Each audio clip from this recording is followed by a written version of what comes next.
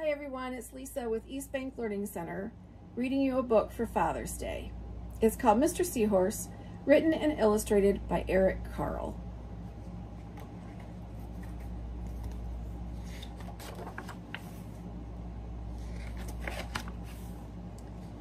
Mr. and Mrs. Seahorse drifted gently through the sea.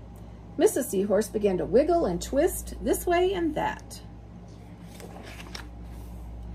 "It's time for me to lay my eggs," she said. "Can I help?" asked Mr. Seahorse.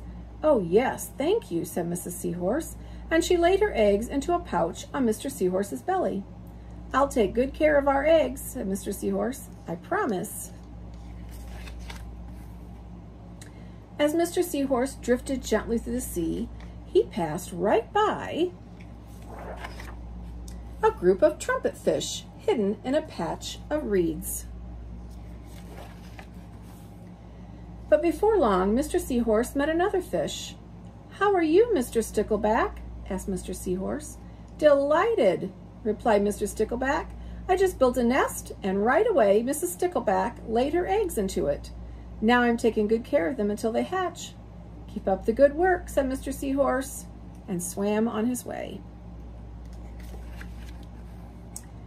As Mr. Seahorse drifted gently through the sea, he passed right by a lionfish hidden behind a coral reef.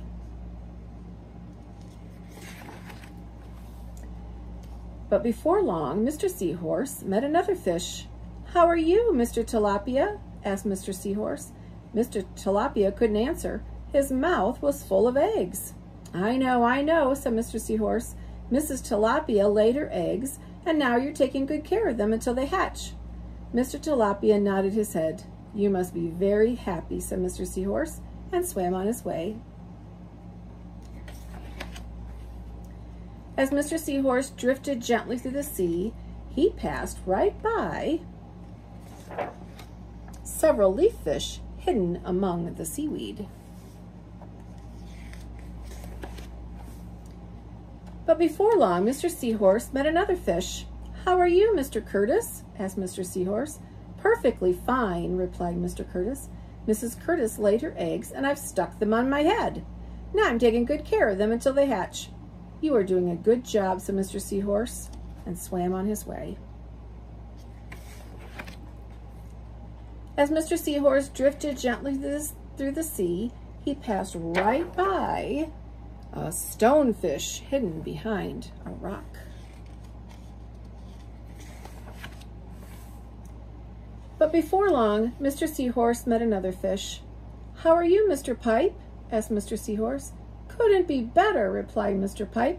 "Mrs. Pipe laid her eggs along my belly. Now I'm taking good care of them until they hatch." "You should feel proud of yourself," said Mr. Seahorse, and swam on his way. But before long, Mr. Seahorse met another fish. "How are you, Mr. Bullhead?" asked Mr. Seahorse. "Tip-top," replied Mr. Bullhead. "Mrs. Bullhead laid her eggs, and the eggs hatched. Now I'm babysitting."